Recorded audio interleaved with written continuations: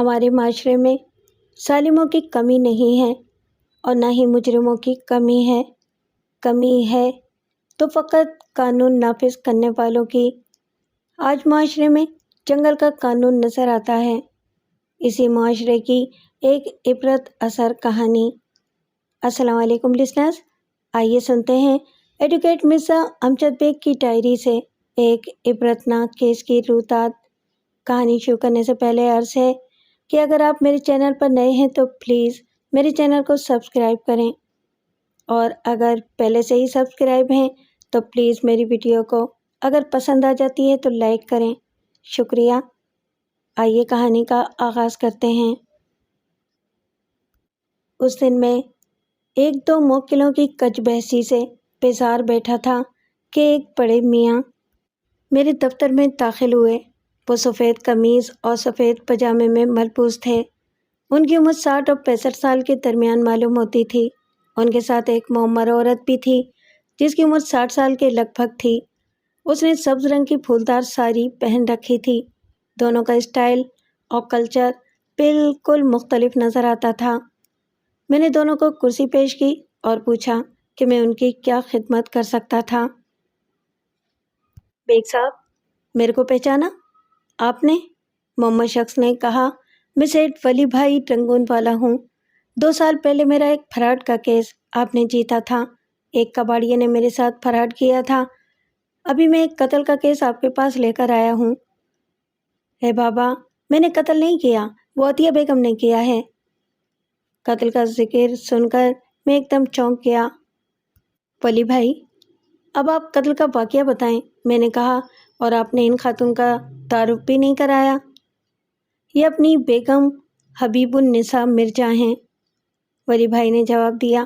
عطیہ بیگم کی سرپرست، آپ کو یہ سزا دو کرو کہ عطیہ بیگم باعزت بری ہو جائے۔ جو کچھ ہوا اس میں اس کا 1% بھی قصور نہیں ہے۔ اتنا بڑا فراڈ کسی دوسری عورت کے ساتھ ہوتا تو وہ بھی اپنے آدمی کو قتل کر ڈالتی۔ پورے 11 لاکھ کا فراڈ، ذرا سوچنے کی بات ہے۔ میں نے پیڈ سامنے رکھ لیا اور ولی بھائی سے کہا کہ وہ شروع سے ساری بات بتائیں۔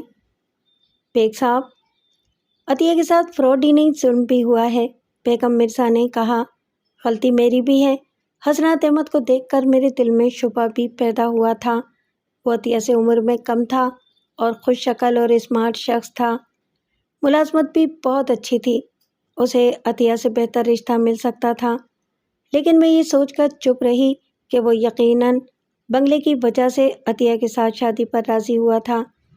لیکن یہ بات میرے ذہن میں نہ آئی کہ وہ فراڈ بھی ہو سکتا ہے، اور وہ حقیقتاً دھوکے بازی نکلا۔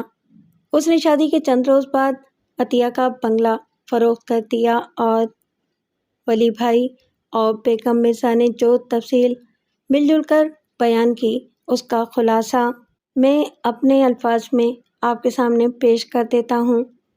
45 سالہ عطیہ بیگم ایک بیوہ خاتون تھی اور واجبی سی شکل و صورت کی مالک تھی۔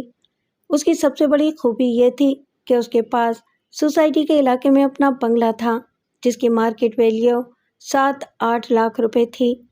اسے امید تھی کہ صاحب جائیداد ہونے کی وجہ سے اسے اچھا رشتہ مل جائے گا۔ انہی دنوں ایک تجارتی کمپنی نے اس کے آس پاس کے چند بنگلے خرید لیے اور اس کا بنگلہ خریدنے کی کوشش بھی کی، لیکن عطیہ بیگم اپنا بنگلہ فروخت کرنے پر راضی نہ ہوئی۔ مذکورہ کمپنی اس جگہ پر ایک شاپنگ کمپلیکس تعمیر کروانا چاہتی تھی۔ عطیہ بیگم کا بنگلہ ان کے منصوبے کے وسط میں آتا تھا اور اسے خریدے بغیر وہ اپنا منصوبہ مکمل نہیں کر سکتے تھے۔ کمپنی کا نمائندہ، جس کا نام حسنات احمد تھا، ایک ہوشیار شخص تھا۔ اس کا کہنا تھا کہ ہر انسان کا کوئی نہ کوئی کمزور پہلو ضرور ہوتا ہے۔ جو شخص راستے کا پتھر بن جائے اس کے کمزور پہلو کو پکڑنا چاہیے۔ اس طریقے سے مشکل انسان کو بھی اپنی مرضی پر چلایا جا سکتا تھا۔ اس نے عطیہ بیگم کے کمزور پہلوؤں کا کھوج لگانا شروع کیا۔ چند روز کی کوشش کے بعد اسے پتہ چلا کہ عطیہ بیگم بڑی شدت سے شادی کی خواہش مند ہے، اور یہ کہ وہ یعنی حسنات احمد اس کی پسند کے عین مطابق ہے۔ اس کے بعد اس کا کام بالکل آسان ہو گیا۔ اس نے خود کو ایک دل گرفتہ اور محبت میں ناکام انسان کی حیثیت سے عطیہ بیگم کے سامنے پیش کیا اور چند ملاقاتوں کے دوران اسے بے وقوف بنانے میں کامیاب ہو گیا۔ 2-3 ہفتوں کے اندر دونوں نے ایک سادہ سی تقریب میں شادی کر لی۔ شادی سے پہلے عطیہ بیگم کے متعلق ایک اسکینڈل مشہور ہو گیا تھا جو حسنات کے مقصد میں مزید مددگار ثابت ہوا۔ اس نے شادی کے چند روز بعد عطیہ بیگم کو بنگلہ فروخت کرنے پر راضی کر لیا، لیکن اس دوران اس کی نیت خراب ہو گئی۔ اس نے عطیہ بیگم کا بنگلہ 11 لاکھ میں فروخت کیا اور رقم سمیت امریکہ فرار ہونے کا منصوبہ بنایا۔ سیدھی سادی عطیہ بیگم کو دھوکہ دینا کچھ مشکل کام نہ تھا۔ حسنات احمد نے گلشن میں 600 گز کا ایک خوبصورت بنگلہ کرائے پر لیا، اس کا 1 سال کا کرایہ ادا کیا، لیکن عطیہ بیگم کو یہ بتایا کہ وہ بنگلہ اس نے 11 لاکھ میں خرید لیا ہے۔ عطیہ بیگم کو دھوکہ دینے کے لیے ایک جعلی مالک مکان سے اس کی ملاقات کروائی اور خریداری کے جعلی کاغذات تیار کروا کے اس کے حوالے کر دیے۔ اس کے بعد اس نے اپنی سابق سیکرٹری شبنم کے ساتھ خفیہ طور پر شادی کی۔ لاس اینجلس کے ایک اسٹاک بروکر کے نام 10 لاکھ کی ہنڈی تیار کروائی، اپنا اور شبنم کا امریکہ کا ویزا لگوایا، پین ایم میں سیٹیں بک کروائیں اور جہاز پر سوار ہونے کے لیے دونوں الگ الگ ایئرپورٹ پر پہنچ گئے۔ سیٹھ ولی بھائی جو اپنے ایک سٹے کے چکر میں حسنات احمد کے پیچھے لگے ہوئے تھے، ساری صورتحال سمجھ گئے۔ ان کے دل میں اتھیڑ عمر عطیہ بیگم کے لیے ہمدردی پیدا ہوئی۔ انہوں نے عطیہ بیگم کے علاوہ چند متعلقہ افراد کو اس صورتحال سے آگاہ کیا اور پولیس لے کر پر وقت ایئرپورٹ پہنچ گئے۔ اس وقت جہاز پرواز کے لیے تیار تھا اور نیلی آنکھوں والی حسینہ شبنم، جس نے فقط دولت کے لالچ میں حسنات احمد سے شادی کی تھی، جہاز پر سوار ہو چکی تھی۔ حسنات احمد کسی امکانی خطرے سے بچنے کے لیے عین وقت پر ایئرپورٹ پہنچا تاکہ جاتے ہی جہاز پر سوار ہو جائے، لیکن ڈپارچر لاؤنج کے دروازے پر پولیس اس کے استقبال کے لیے موجود تھی۔ پولیس نے سرسری پوچھ گچھ کے بعد اسے حراست میں لے لیا اور اس کے ہاتھوں میں ہتھکڑی ڈال دی۔ اس موقع پر پولیس کے علاوہ وہاں نصف درجن افراد اور بھی موجود تھے۔ ان میں سیٹھ ولی بھائی رنگون والا، گلشن والے بنگلے کا مالک نور الدین راجوانی، حسنات احمد کی کمپنی کا ایم ڈی ایس کے آبدی، ولی بھائی کا ملازم عبدالغفار عرف غفاریہ، عطیہ بیگم اور بیگم مرزا کا بیٹا حامد علی مرزا شامل تھے۔ پھر جو کچھ ہوا ان لوگوں کی آنکھوں کے سامنے ہوا۔ عطیہ بیگم جو چادر اوڑھے کھڑی تھی، غصے سے بری طرح کانپ رہی تھی۔ اس کے سامنے وہ شخص کھڑا تھا جس نے اسے محبت کا فریب دے کر نہ صرف تمام جائیداد سے محروم کر دیا تھا بلکہ زمانے کی ٹھوکروں میں پھینک دیا تھا، اور خود اس کی دولت پر عیش کرنے کے لیے امریکہ جا رہا تھا، اور اسی دولت سے اس نے ایک رنگین مزاج حسینہ کو بھی خرید لیا تھا۔ اچانک اس نے چادر اتار پھینکی اور ہاتھ میں پکڑے ہوئے خنجر سے حسنات احمد پر وار کرنے شروع کر دیے۔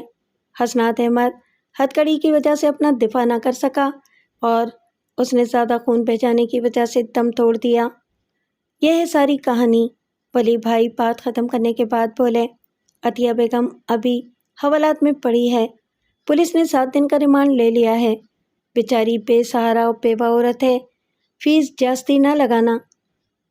ولی بھائی، فیس کی بات تو بعد میں ہوگی، میں نے کہا، ابھی تو مجھے یہ سوچنا ہے کہ میں کیس لوں یا نہ لوں۔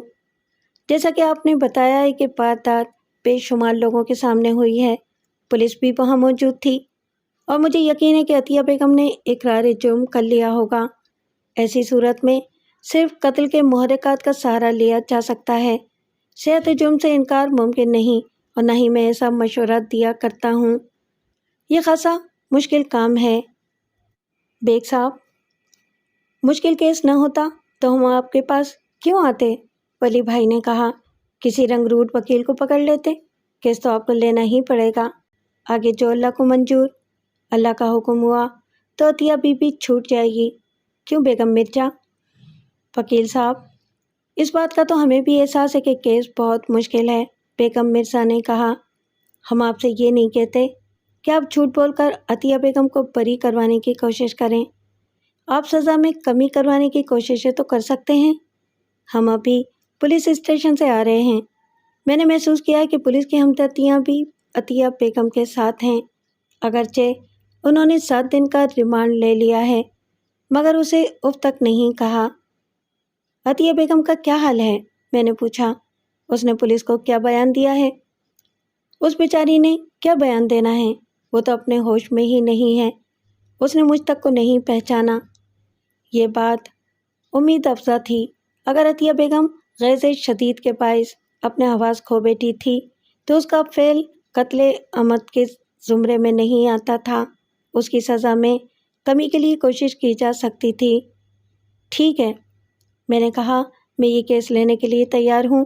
फीस की अदायगी कौन करेगा?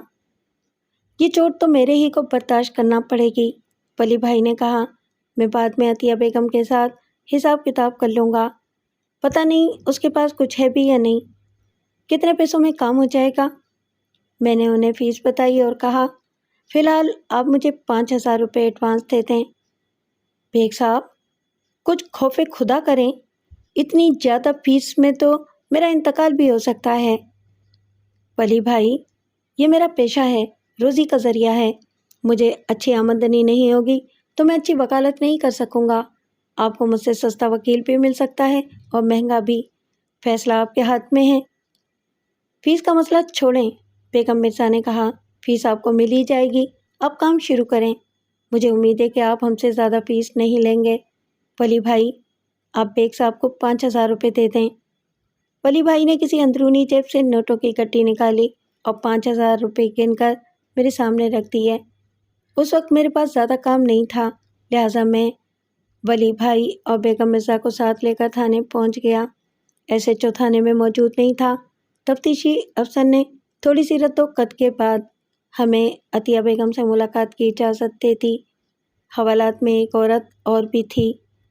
अतिया बेगम 45-46 साल की एक फरबा अंदाम औरत थी। उसकी आंखों के गिर्द हल्के पड़े हुए थे और चेहरे पर वीरानी पाई जाती थी। उसने फूलदार रेशमी शलवार कमीज पहन रखी थी जो मैली और शिकन आलूद थी। वो सपाट नज़रों से हमारी तरफ देखने लगी। अतिया, ये मिर्ज़ा अमजद बेग हैं, बेगम मिर्ज़ा ने मेरा तारुफ कराते हुए कहा। बहुत अच्छे और तजुर्बेकार वकील हैं। अल्लाह ने चाहा तो तुम बरी हो जाओगी। घबराने की ज़रूरत नहीं है। बेग साहब तुमसे चंद बातें करना चाहते हैं। क्या ये भी मेरे साथ शादी करना चाहते हैं? उसने जज्बात से आरी लहजे में कहा। लेकिन अब क्या फ़ायदा? मेरे पास बंगला तो है नहीं। बंगले के बगैर तो कोई भी शादी नहीं करेगा। बंगला तो बिक गया। अतिया, होश में आओ। ये वकील हैं, शादी की बातें भूल जाओ और बंगला फिर बन जाएगा। फिक्र क्यों करती हो? वो तो मर गया, अब बंगला कैसे बनेगा? अब तो मज़ार ही बन सकता है। पैसे कहाँ हैं बंगला बनाने के लिए? आपको पुलिस ने कुछ कहा तो नहीं? मैंने पूछा।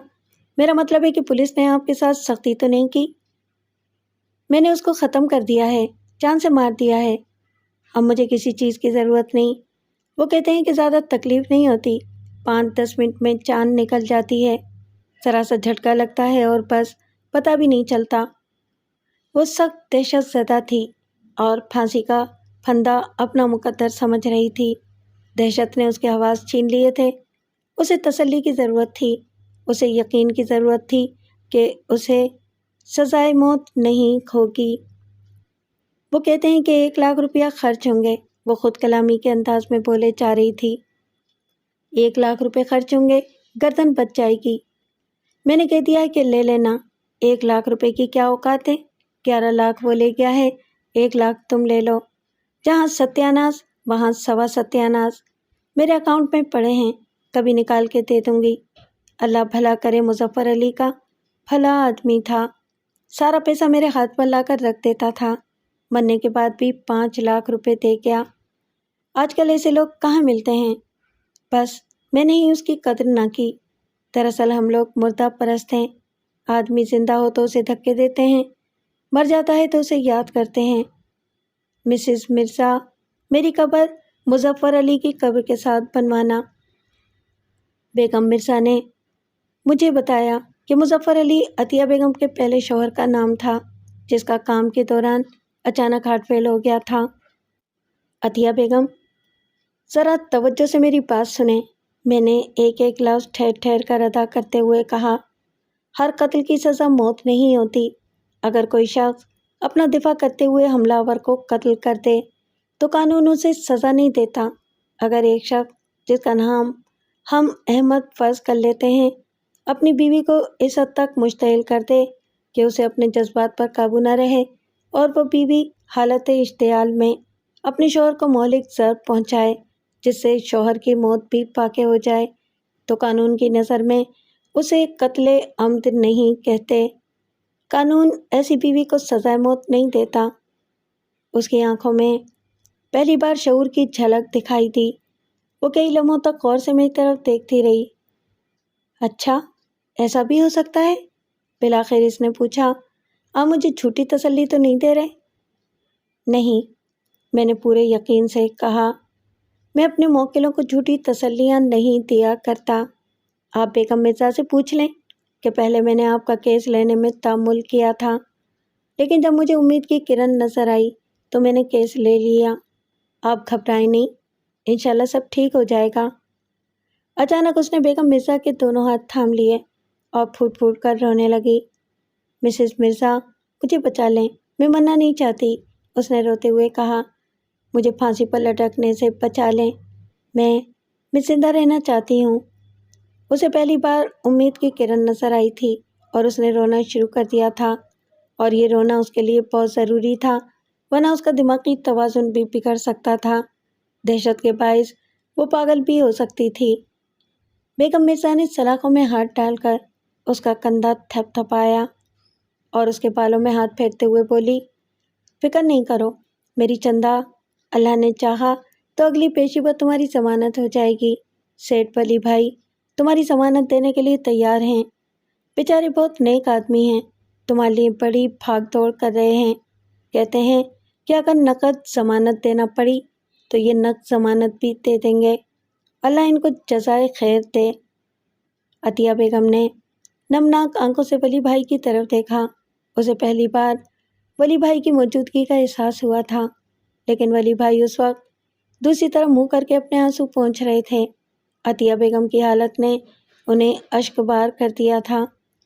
میں نے عطیہ بیگم سے پوچھا، یہ 1,00,000 روپے کی کیا بات ہے؟ کس نے آپ سے 1,00,000 روپے طلب کیے ہیں؟ کوئی وردی والا تھا، اس نے جواب دیا۔ کہہ رہا تھا کہ اگر میں 1,00,000 خرچ کر دوں تو وہ کوئی ہلکی دفعہ لگا دیں گے۔ تو یہ بات ہے، میں نے کہا، انہوں نے اسی لیے ریمانڈ لیا ہے۔ عطیہ بیگم، اب میں آپ کا وکیل ہوں، آپ مجھ سے پوچھے بغیر کسی کو ایک پیسہ بھی نہ دیں اور انہیں اپنی مرضی کی دفعہ لگانے دیں، سب ٹھیک ہو جائے گا۔ پولیس جو چاہے دفعہ لگا دے، اصل فیصلہ عدالت کرتی ہے۔ میں نے اس سے وکالت نامے پر دستخط کروائے اور تفتیشی افسر سے ملا جو ایک سب انسپکٹر تھا۔ رسمی کلمات کے بعد میں نے کہا، ملزمہ 1,00,000 روپے کا ذکر کر رہی تھی۔ وہ مجھے بازو سے پکڑ کر ایک طرف لے گیا اور بولا، وکیل صاحب، آپ تو اچھے خاصے سمجھدار آدمی ہیں، ایسی بات ذرا پردے میں کرنی چاہیے، ہمیں اپنی پوزیشن کا خیال رکھنا پڑتا ہے۔ میں نے بے تکلفی سے اس کے کندھے پر ہاتھ مارا اور پھر کہا، چھوڑیں انسپکٹر صاحب، اب یہ کوئی ڈھکی چھپی بات تو نہیں رہی؟ بھلا ہو پریس اور ٹی وی والوں کا، انہوں نے پولیس اور رشوت کا اتنا چرچا کیا ہے کہ یہ دونوں چیزیں لازم و ملزوم ہو گئی ہیں۔ نیچے سے لے کے اوپر تک ہر شخص جانتا ہے کہ پولیس والوں کا رشوت کے بغیر گزارا نہیں چلتا۔ اب تو تعجب ہوتا ہے اس اہلکار پر جو رشوت نہیں لیتا۔ وکیل صاحب، آپ نہیں سمجھتے، اس نے رازدارانہ لہجے میں کہا، ہر محکمے میں کچھ کالی بھیڑیں بھی ہوتی ہیں۔ میں نے حیرانی سے اسے گھورا، کالی بھیڑیں؟ میرا مطلب ہے کہ اس محکمے میں کچھ لوگ ایسے بھی ہیں جو رشوت کو حرام سمجھتے ہیں۔ کمال ہے، میں نے اپنی حیرت کو حق بجانب ثابت کرنے کی کوشش کی۔ آپ ان کالی بھیڑوں کو کیسے برداشت کر لیتے ہیں؟ بس جی، کرنا ہی پڑتا ہے۔ پھر وہ اصل بات کی طرف آتے ہوئے بولا، وکیل صاحب، بات یہ ہے کہ مقتول کے ورثاء بہت شور مچا رہے ہیں۔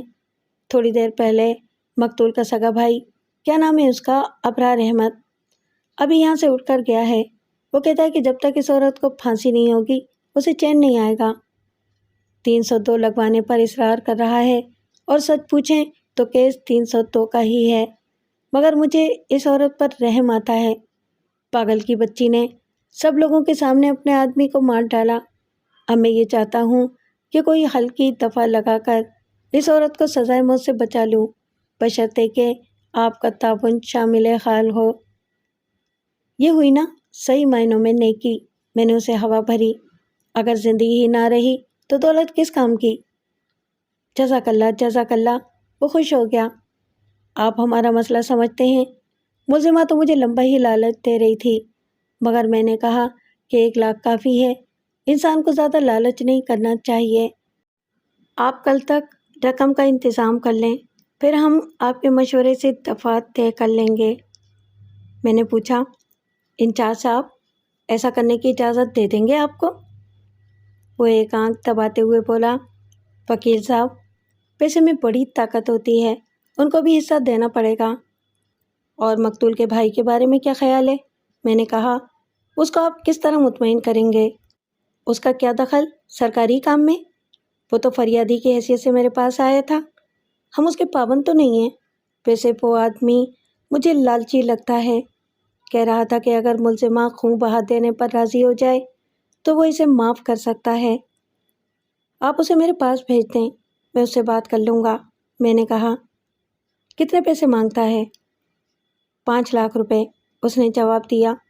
اس کا خیال ہے کہ ملزمہ بہت دولت مند ہے۔ بہت عمدہ خیال ہے، میں نے کہا۔ 11 لاکھ روپے ایک بھائی نے خود بخود کر دیے، 5 لاکھ روپے دوسرے بھائی کی جھولی میں ڈال دیے جائیں۔ اس کے بعد ہمارا اور آپ کا کام ختم ہو جائے گا۔ ملزمہ خود ہی گلے میں پھندا ڈال لے گی۔ ہاں، یہ تو آپ سچ کہتے ہیں، اس نے کہا۔ عورتیں مردوں کے مقابلے میں زیادہ آسانی کے ساتھ خودکشی کر لیتی ہیں۔ تو کل پھر کہاں ملاقات ہوگی؟ 2 بجے کے بعد کا کوئی وقت رکھیں۔ انسپکٹر صاحب، آپ کو چند روز انتظار کرنا پڑے گا۔ ملزمہ کے پیسے بینک میں ہیں اور چیک بک اس کے گھر میں ہے۔ دوسری بات یہ ہے کہ رقم فکس ڈپازٹ میں ہے، جسے نکالنے کے لیے پیشگی نوٹس دینا پڑتا ہے۔ پھر تو بات نہیں بن سکے گی۔ آپ اپنے پاس سے انتظام کر لیں یا ملزمہ کے کسی رشتہ دار کو پکڑیں۔ میں کوشش کرتا ہوں، میں نے کہا، لیکن اسے آپ وعدہ نہ سمجھیں۔ حقیقت میں مجھے اس کے تعاون کی ضرورت نہیں تھی، لیکن میں اسے ناراض بھی نہیں کرنا چاہتا تھا، کیونکہ وہ ہمارے لیے مشکلات پیدا کر سکتا تھا۔ تھانے سے باہر نکل کر ہم اپنی کاروں کے پاس رک گئے۔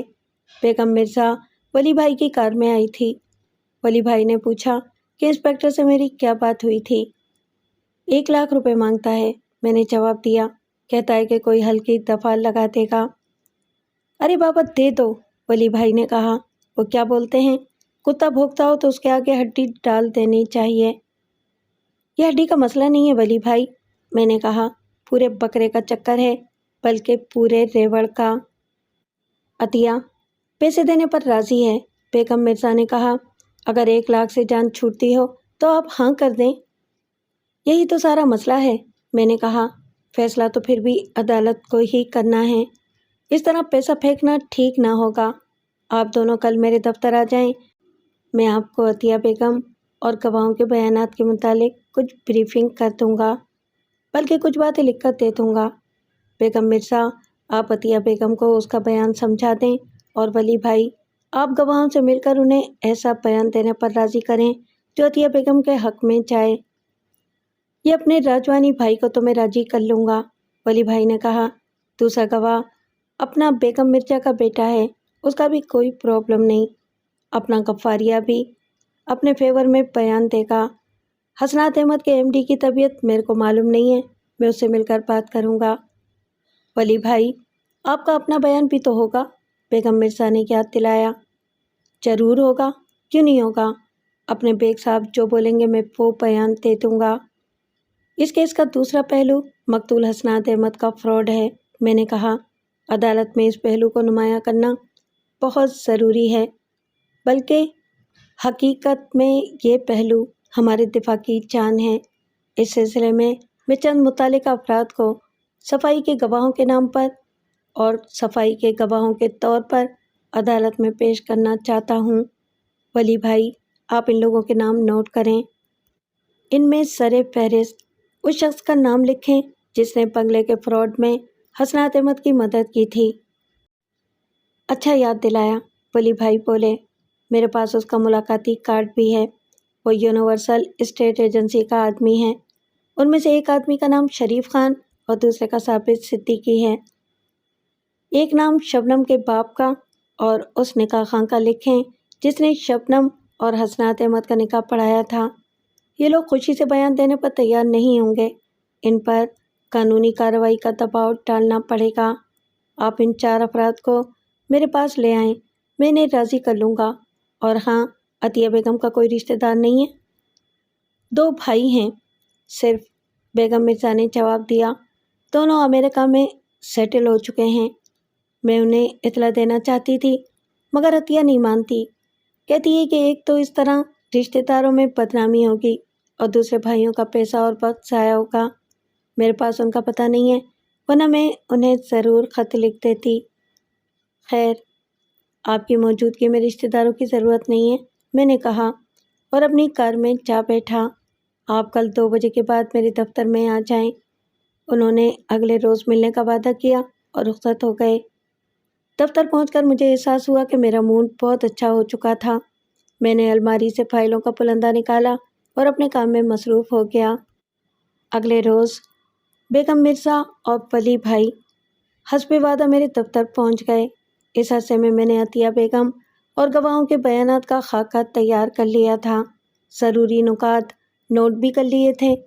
میں نے دونوں کو تحریری بیان دے دیے اور زبانی بھی سمجھا دیا۔ ان بیانات کی تفصیل آپ کو آگے چل کر معلوم ہو جائے گی۔ اس روز شام کے وقت 2 افراد میرے دفتر میں وارد ہوئے۔ دونوں شلوار قمیض میں ملبوس تھے اور زیادہ پڑھے لکھے نہیں لگتے تھے۔ ایک نے واسکٹ بھی پہن رکھی تھی۔ وہ قدرے معتبر نظر آنے کی کوشش کر رہا تھا۔ اس کے نقوش تیکھے تھے اور پختہ رنگت ظاہر کرتی تھی کہ وہ زیادہ تر آؤٹ ڈور کام کرتا تھا۔ میرا نام ابرار احمد ہے، اس نے اپنا تعارف کراتے ہوئے کہا، اور یہ میرے پارٹنر ناصر علی ہیں۔ ہم تعمیراتی کام کرتے ہیں، عمارتوں کے ٹھیکے لیتے ہیں، لیکن آپ کے پاس حاضر ہونے کا مقصد تعمیراتی نہیں ہے۔ وہ تھوڑا سا ہنسا۔ میں نے مزاح کے رنگ میں کہا، اگر کام تعمیری نہ ہو تو تخریبی ہوتا ہے۔ اس نے کھل کر کہا لگایا۔ اس کا پارٹنر چپ رہا۔ مجھے اس کی خوش مزاجی پر تعجب بھی ہوا اور افسوس بھی۔ جیسا کہ آپ سمجھ گئے ہوں گے کہ وہ مقتول حسنات احمد کا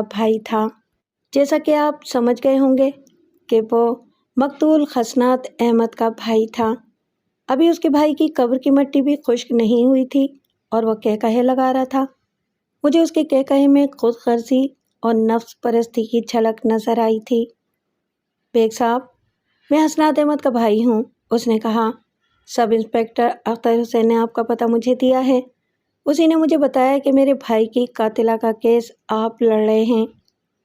ابھی صرف کیس لیا ہے، میں نے جواب دیا۔ لڑنے کا مرحلہ ابھی آیا نہیں۔ بیگ صاحب، اس عورت نے جو کچھ کیا اچھا نہیں کیا۔ اب اگر وہ پھانسی کی تختے پر چڑھ جاتی ہے تو اس سے مجھے کچھ حاصل نہیں ہوگا۔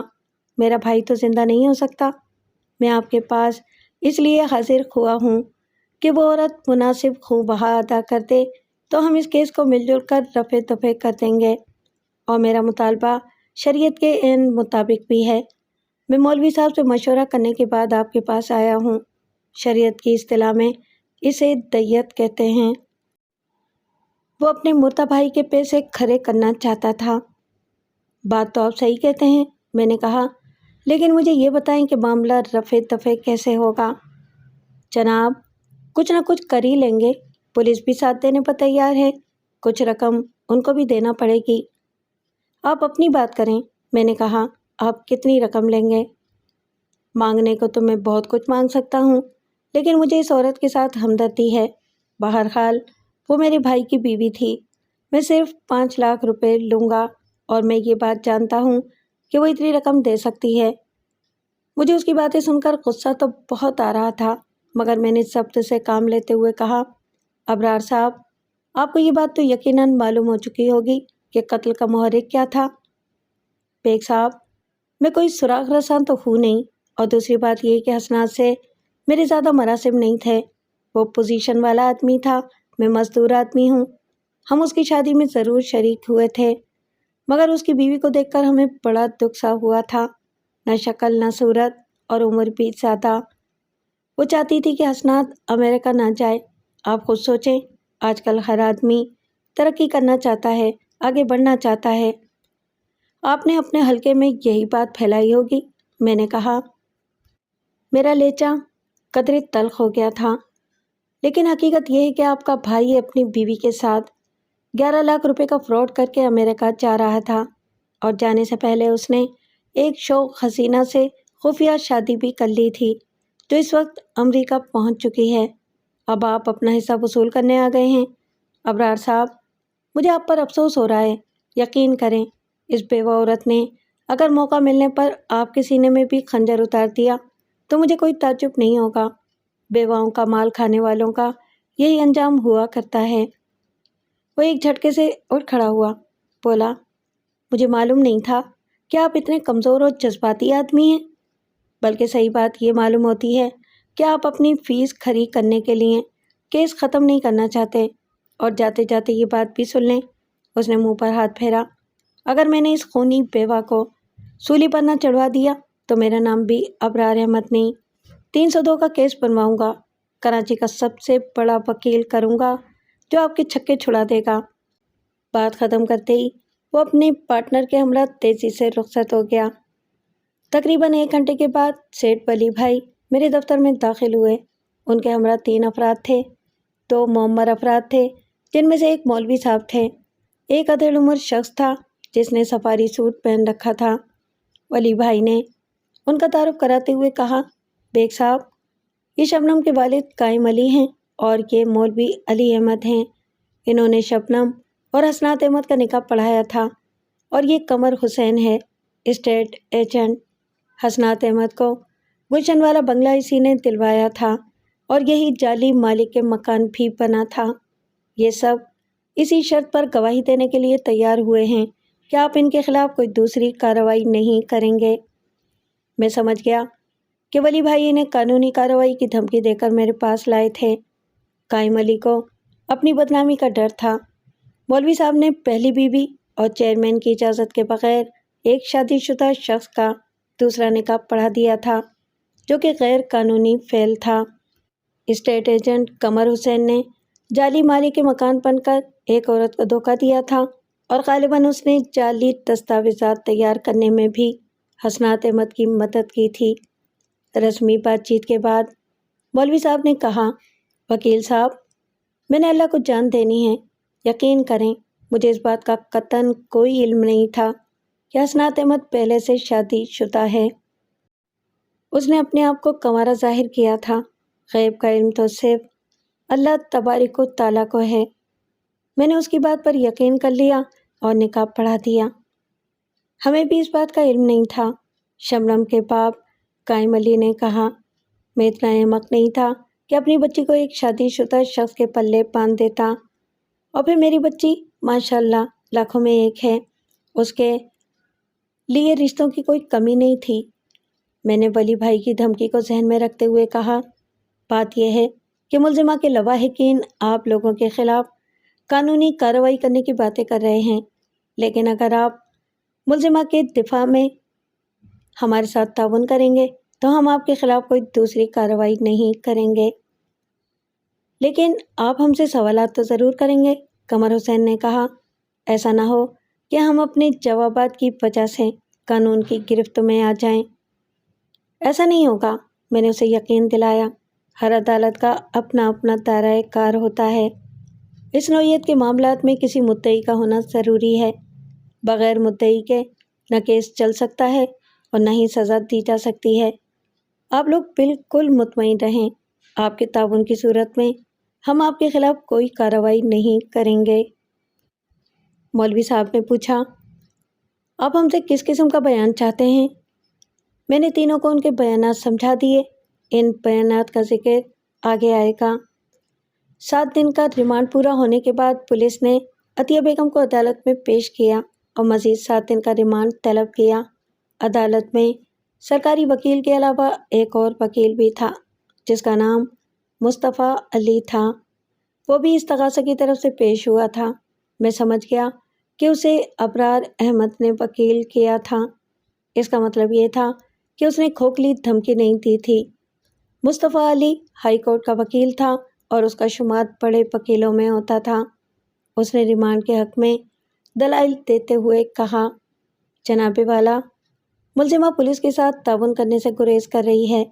انکوائری آفیسر نے مجھے بتایا ہے کہ ملزمہ اپنے وکیل کے ایما پر خود کو فاتر العقل ثابت کرنے کی کوشش کر رہی ہے اور ابھی تک اس نے بیان بھی نہیں دیا۔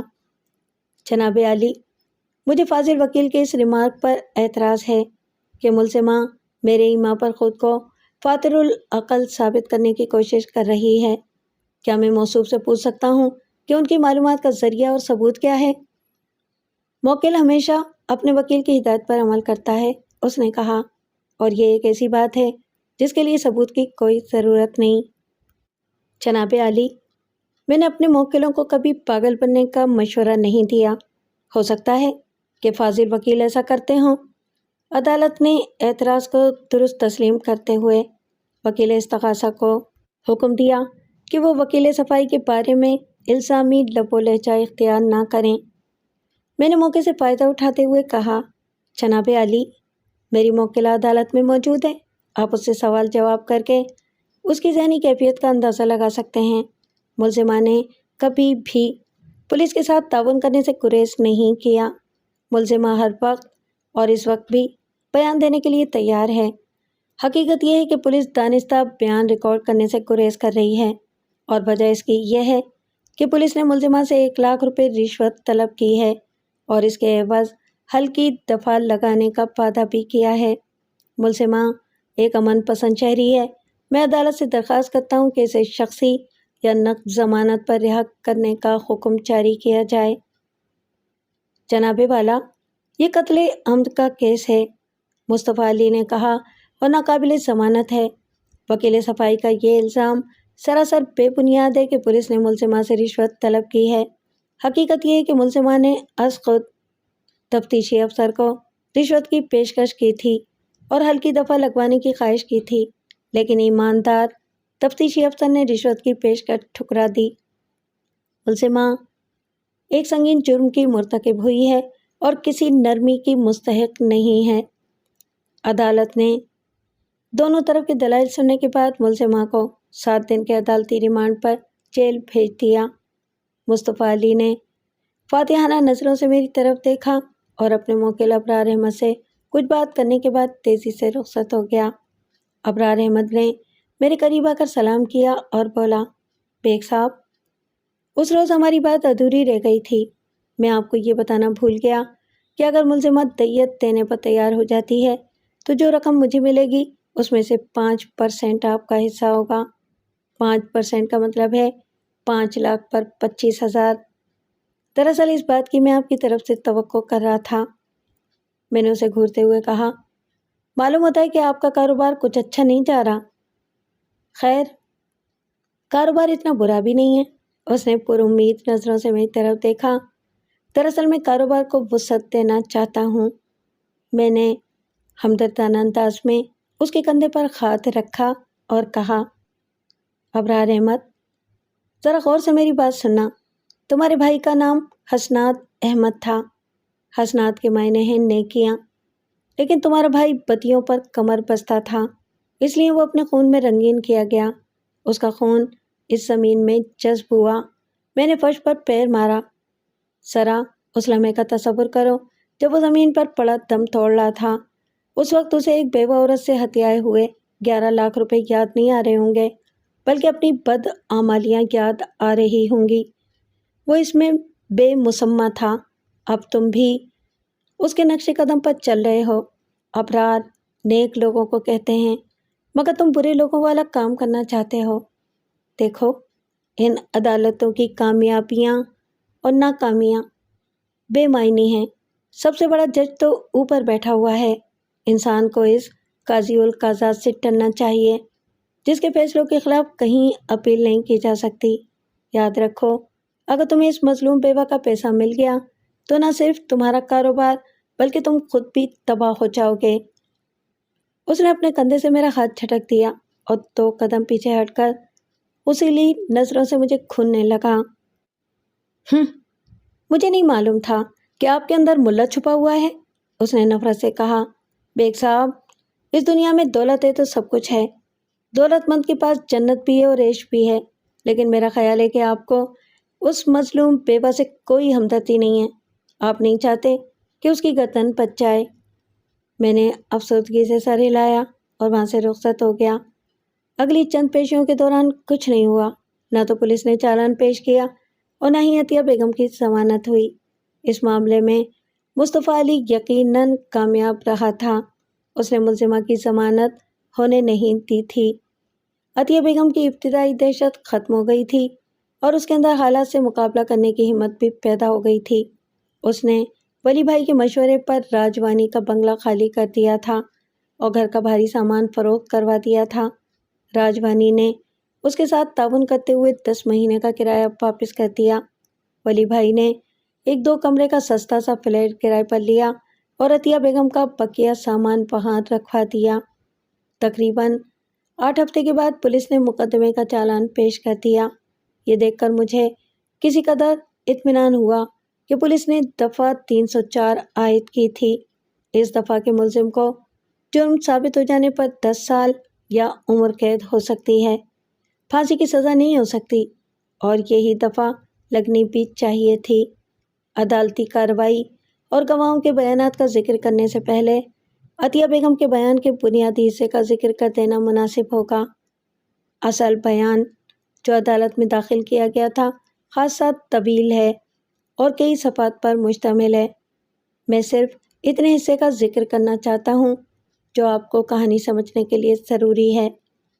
عطیہ بیگم کے بیان کے مطابق اسے جہاز کی روانگی سے 2.5-3 گھنٹے پہلے یہ اطلاع ملی کہ اس کا شوہر حسنات احمد اس کے بنگلے کی فروخت سے حاصل ہونے والے 11 لاکھ روپے سمیت امریکہ فرار ہو رہا ہے۔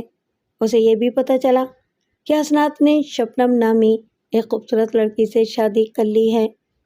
اس خبر نے اس کے اندر شدید اشتعال پیدا کر دیا، اور کیونکہ وہ اپنے شوہر سے نہ صرف محبت کرتی تھی بلکہ اس پر بے پناہ اعتماد بھی کرتی تھی۔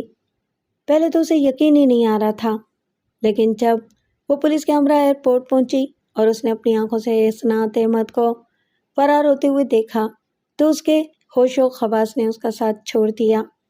پکڑے جانے کے باوجود جب حسنات احمد نے پولیس افسر کے ساتھ سودے بازی شروع کر دی تو وہ ڈری کہ کہیں پولیس افسر رشوت لے کر حسنات کو جانے کی اجازت نہ دے دے۔ اس صورتحال کے پیش نظر وہ اپنے شوہر کو روکنے کا کوئی طریقہ سوچنے لگی۔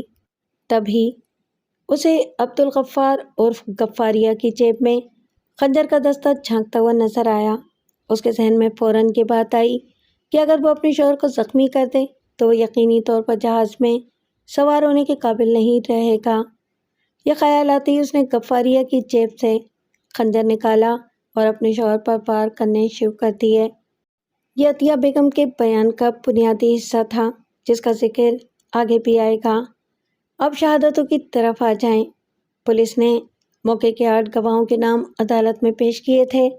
ان کے نام یہ ہیں: inspector Shabbir Hussain, constable Karam Ali, taxi driver Shakoor Khan, Hamid Ali Mirza, Abdul Ghaffar عرف Ghaffariya, S K Abidi, managing director imperial complex company, Nooruddin Rajwani اور سیٹھ ولی بھائی رنگون والا۔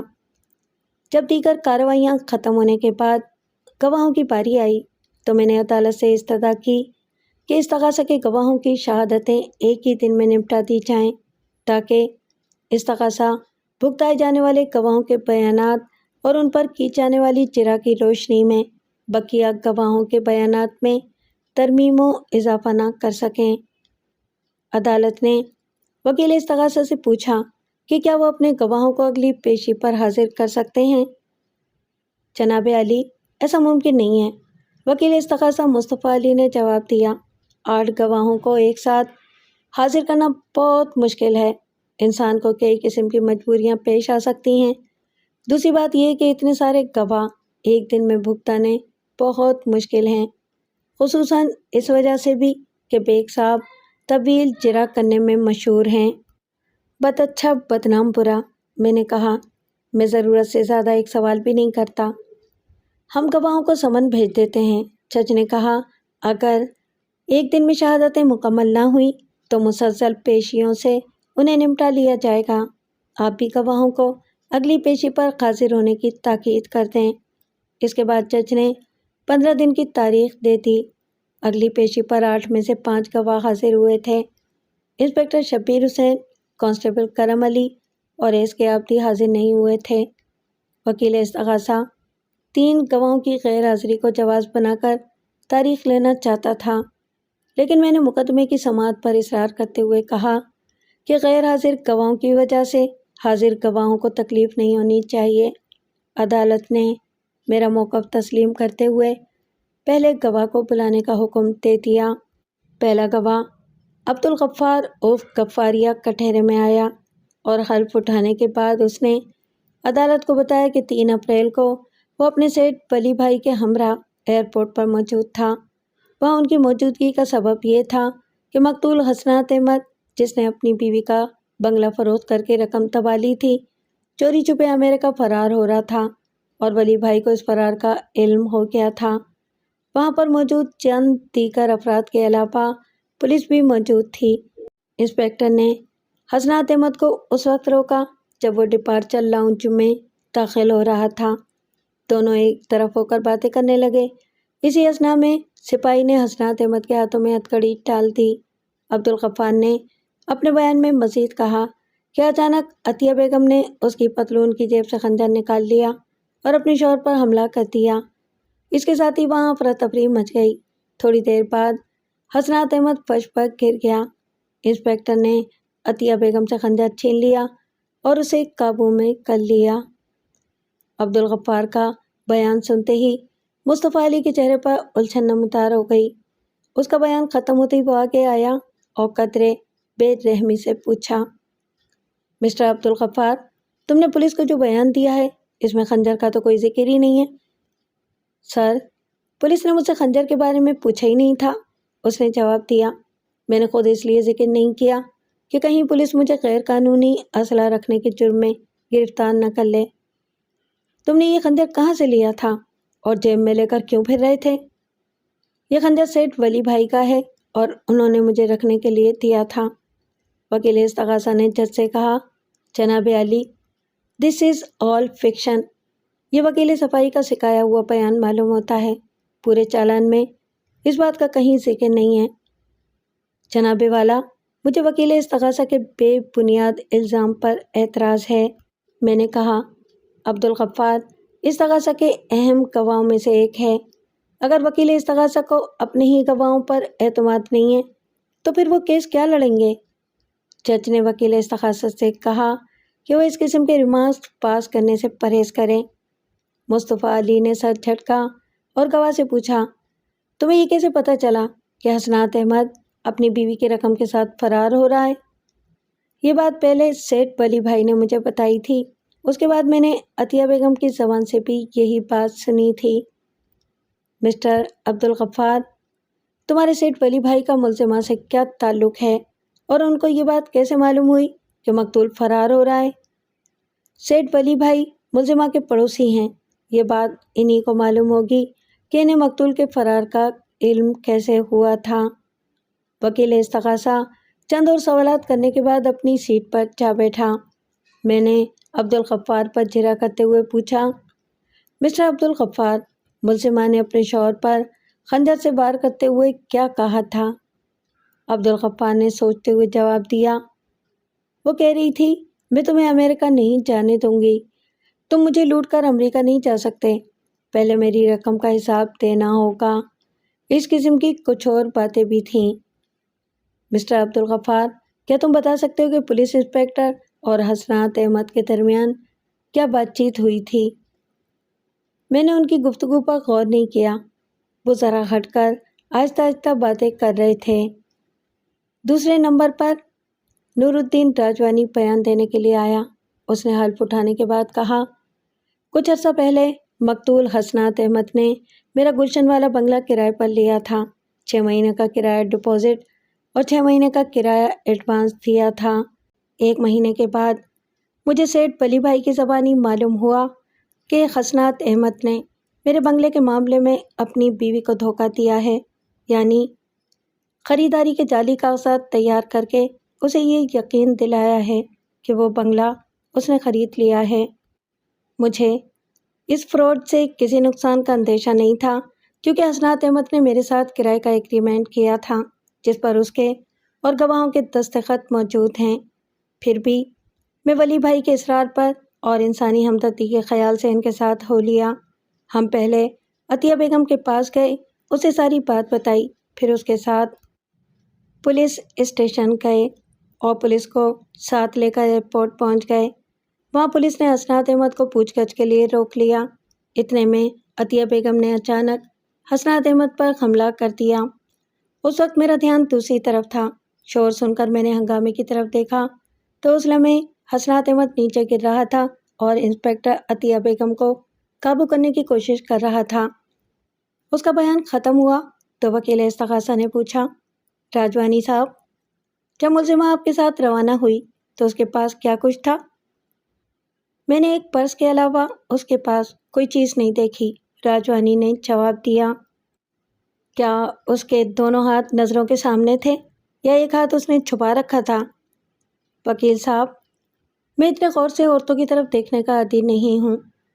राजवानी साहब, ये बताएं कि मुलजिमा ने अपने शौहर पर किस चीज़ से हमला किया था? मेरा ख्याल है कि वो खंजर ही था, क्योंकि मैंने इंस्पेक्टर को मुलजिमा के हाथ से खंजर छीनते देखा था। वकील इस्तग़ासा ने कहा, आप कहते हैं कि आपने मुलजिमा के पास पर्स के अलावा कोई चीज़ नहीं देखी। क्या आपके ख्याल में मुलजिमा ने वो खंजर अपने पर्स में छुपा रखा था? मैंने उठकर फ़ौरन एतराज़ किया, जनाबे वाला, मुझे एतराज़ है। हक़ाइक़ का गवाह के ख़यालात से कोई ताल्लुक़ नहीं है। जज ने वकील इस्तग़ासा से तशरीह तलब किए बग़ैर ये एतराज़ दुरुस्त तस्लीम कर लिया। वकील इस्तग़ासा ने सवाल के अल्फाज तब्दील करते हुए पूछा, राजवानी साहब, ये बताएं कि मुलजिमा ने खंजर कहाँ से लिया था? ये बात मेरे इल्म में नहीं है, राजवानी ने कहा, इसलिए माज़रत चाहूँगा। राजवानी साहब, मुलजिमा ने अपने शौहर पर हमला करते वक्त कुछ कहा था या खामोश थी? वो चीख चीख कर कह रही थी, जिसका मफ़हूम जो मेरी समझ में आया वो ये था कि वह हसनात अहमद को अमेरिका जाने से मना कर रही थी और अपनी रकम का हिसाब मांग रही थी। कुछ इसी किस्म की बातें कर रही थी। मुस्तफ़ा अली ने पूरा समूह बनाया और अपनी सीट पर जा बैठा। मैं उठकर आगे गया और कहा, राजवानी साहब, मैं आपसे सिर्फ एक सवाल करना चाहता हूँ। आपने अपने बयान में कहा है कि आप वली भाई के साथ पहले मुलजिमा के घर गए, फिर उसके साथ पुलिस स्टेशन और एयरपोर्ट गए। क्या इस तमाम अरसे में आपने मुलजिमा के हाथ में कोई खंजर या मौलिक हथियार देखा था? जी नहीं, मैंने उसके हाथ में कोई हथियार नहीं देखा। शुक्रिया राजवानी साहब, मुझे और कुछ नहीं पूछना। तीसरे नंबर पर सेठ वली भाई रंगून वाला गवाही देने के लिए आए। मेरे को कोई लंबी चौड़ी गवाही नहीं देने का, उन्होंने बयान शुरू करते हुए कहा। मैं अतिया बेगम को भी जानता हूँ और हसनात भाई को भी। जब इन दोनों का शादी हुआ तो मेरे को खटका लगा कि दाल में कुछ काला है। क्या? हसनात अहमद एकदम स्मार्ट और चलता पुरजा आदमी था। उसकी उम्र भी अतिया बेगम से कम थी। एक रोज़ मैंने हसनात अहमद को एक छोकरी के साथ होटल में बैठे देख लिया। मुझे शक हुआ। मैंने छोकरी के बारे में पता किया तो मालूम हुआ कि उसका नाम शबनम है और हसनात अहमद उसके साथ शादी करके अमेरिका जाने का प्रोग्राम बना रहा है। मैंने बोला, इम्पॉसिबल। हसनात अहमद ने 1 महीना पहले ही अतिया बेगम से शादी की है। 1 महीने में 2 शादियाँ? Very impossible. मैंने इधर उधर से पता किया और अतिया बेगम से पूछा, राजवानी भाई से पूछा, पड़ोसियों से पूछा, तो मेरे को पता चला कि हसनात भाई अपनी बीवी के साथ फ्रॉड करके अमेरिका जा रहा है। मैंने राजवानी भाई और अतिया बेगम को एक खास बात बताई और हम पुलिस लेकर एयरपोर्ट पर पहुंच गए। वहाँ अतिया बेगम का मगज उलट गया और उसने गफ्फारिया की जेब से खंजर निकाल कर हसनात भाई पर हमला कर दिया। खून देखकर मेरा दिमाग चकरा गया और मैंने दूसरी तरफ मुंह कर लिया। वली भाई, ये बताएं कि आला कत्ल यानी खंजर किसका है? मुस्तफ़ा अली ने जिरा का आगाज़ किया। खंजर मेरा है, वली भाई ने जवाब दिया। मैंने गफ्फारिया को दिया था। आपने ये खंजर कहाँ से लिया था? वकील इस्तगासा ने पूछा। और आप इसे साथ लेकर क्यों फिर रहे थे? यह खंजर मैंने बम्बे से ख़रीदा था। मुझे कुछ लोगों से जान का ख़तरा है। सट्टे में ऊंच नीच हो गई थी। गफ्फारिया को मैंने हिफाजत के लिए अपनी मुलाजिम रखा हुआ है। हिफाजत के लिए हाथ में कोई हथियार तो होना ही चाहिए। वली भाई, आपके पास इस बात का क्या सबूत है कि यह खंजर आप ही का है? वली भाई इस सवाल के लिए तैयार थे। उन्होंने अपने पतलून नुमा पजामे की जेब से खंजर का चर्मी कवर निकालकर अदालत को दिखाया और बोले, ये सबूत है, ये इस खंजर का कवर है। वकील इस्तगासा ने कवर का मुआयना करने के बाद पूछा, क्या आपका मुलाजिम कवर के बगैर खंजर जेब में रखता था? कवर के बगैर रखता तो जख्मी हो जाता, वली भाई ने जवाब दिया। जब अतिया बेगम ने खंजर के दस्ते पर हाथ डाला तो गफ्फारिया ने उसका हाथ पकड़ने के बजाय ऐसा करके जेब को ऊपर से दबा लिया। उन्होंने अपनी दाईं रान को हाथ से दबाया। खंजर निकल गया और खोल जेब में ही रह गया। वली भाई, आपने ये खोल पुलिस के हवाले क्यों नहीं किया? क्योंकि ये आला कत्ल का हिस्सा है। जनाबे वाला, मुझे एतराज़ है, मैंने उठकर कहा। खंजर के कवर को आला कत्ल का हिस्सा करार नहीं दिया जा सकता क्योंकि ये इस्तेमाल के वक्त खंजर के साथ शामिल नहीं था। किसी भी आला कत्ल के खोल को, कवर को या होस्टर को, जबकि वो बवक्ति कत्ल आला कत्ल के साथ मुंसलिक ना हो, आला कत्ल का हिस्सा करार नहीं दिया जा सकता। जज ने एतराज़ दुरुस्त तस्लीम किया। वकील इस्तगासा ने वली भाई से पूछा, क्या आपके पास खंजर का लाइसेंस मौजूद है? क्योंकि ये एक मौलिक हथियार है। जनाबे वाला, मुझे एतराज़ है, मैंने दोबारा एतराज़ किया। ये एक अलग इशू है, इसका मुकदमा हज़ा से कोई ताल्लुक़ नहीं है। ताल्लुक़ है, वकील इस्तगासा ने कहा। गवाह मुल्ज़िमा को मौलिक हथियार फराहम करने का इकरार कर रहा है। लफ्ज़ फराहम फाजिल वकील के जहन की उपज मालूम होती है। मैंने कहा, गवाह ने कहीं ये इकरार नहीं किया कि उसने मुल्ज़िमा को हथियार फराहम किया था। अदालत में ये बात बड़ी वज़ाहत से बयान की जा चुकी है कि मुल्ज़िमा ने ज़ेर बहस खंजर छीना था।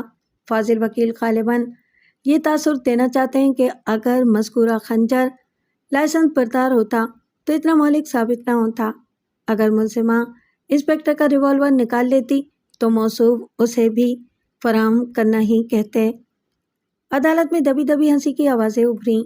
जज ने हमारी बहस से सिर्फ नज़र करते हुए वली भाई से पूछा, आपके पास खंजर का लाइसेंस है या नहीं? मैंने बहुत पहले लाइसेंस बनवाया था, वली भाई ने जवाब दिया, मगर बाद में इसे रिन्यू नहीं करवाया। वकील इस्तगासा ने वली भाई से और भी बहुत से सवालात किए मगर कोई काबिल ज़िक्र बात सामने नहीं आई। चौथे नंबर पर टैक्सी ड्राइवर बयान देने के लिए आया। वो 40-42 साल का एक कबील जुस्सा शख्स था। उसका नाम शकूर खान था और वो अनपढ़ मालूम होता था। जब उसने बयान देना शुरू किया तो मैं समझ गया कि उसे अबरार अहमद ने पैसे दिए थे। उसका बयान अतिया बेगम के खिलाफ था। जनाब, मैं टैक्सी ड्राइवर हूँ और वकूआ वाले रोज़ एयरपोर्ट पर सवारियों का इंतज़ार कर रहा था। उसने बयान देते हुए कहा, उस रोज़ मैंने मुल्ज़िमा को पहली बार देखा था।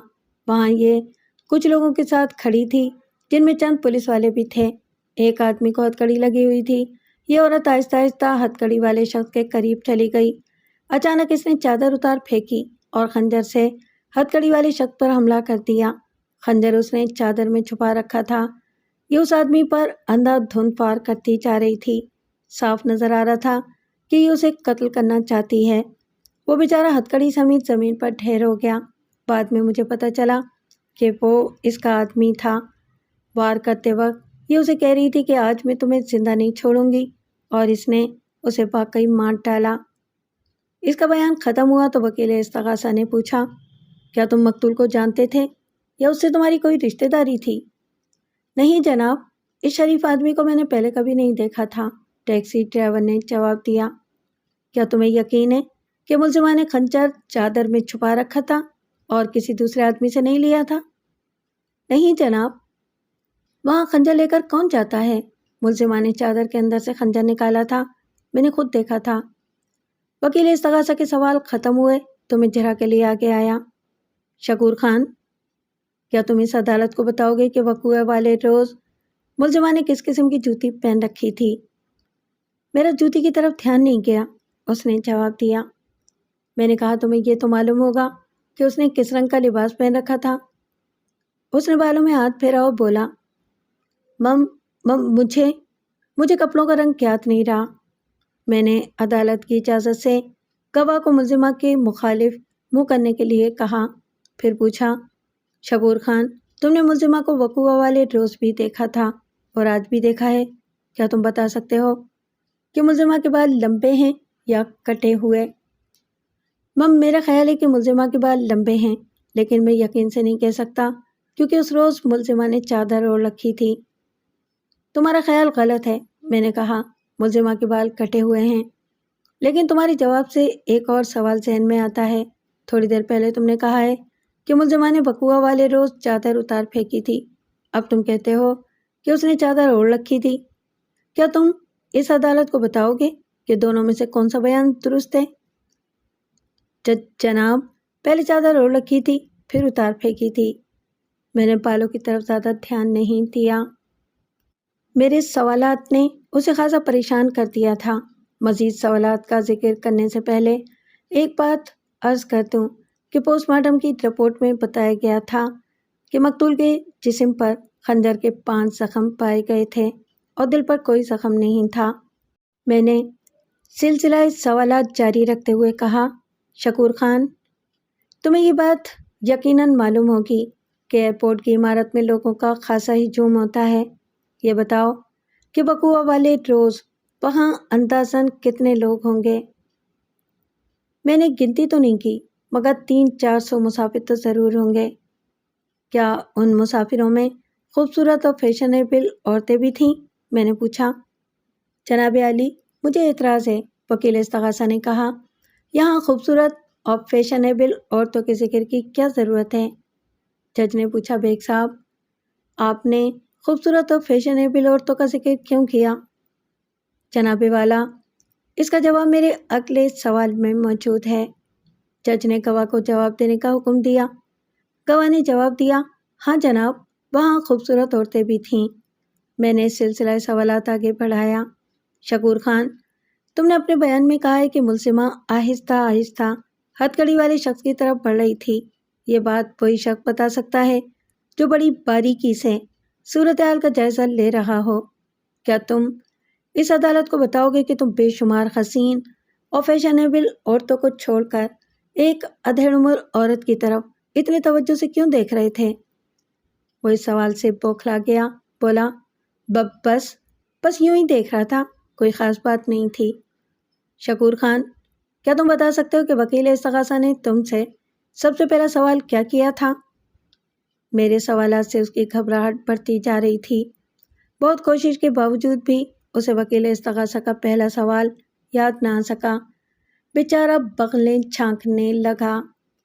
شکور خان، تم نے اپنے بیان میں کہا ہے کہ ملزمہ نے اپنے شوہر پر وار کرتے ہوئے یہ کہا تھا، آج میں تمہیں زندہ نہیں چھوڑوں گی، لیکن ابھی ہم نے دیکھا کہ تمہیں 15-20 منٹ پہلے کی کہی گئی بات یاد نہیں رہی۔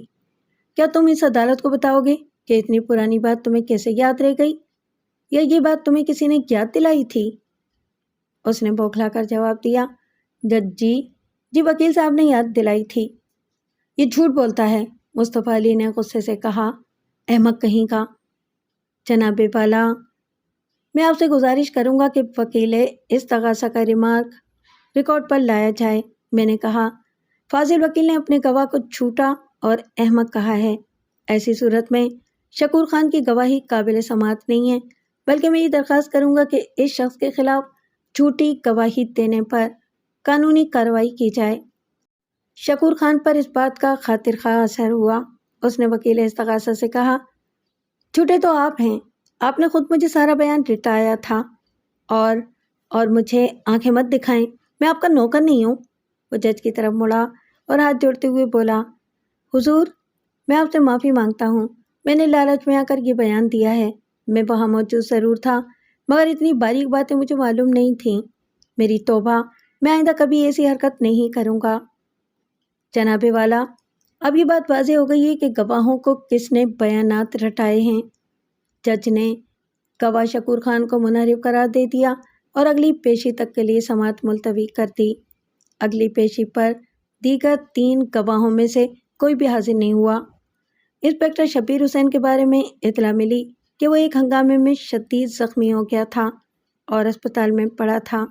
ایس کے آبدی کے بارے میں پتہ چلا کہ وہ یورپ کے ٹور پر چلا گیا تھا اور اس کی واپسی کے بارے میں یقینی اطلاع نہیں تھی کہ کب واپس آئے۔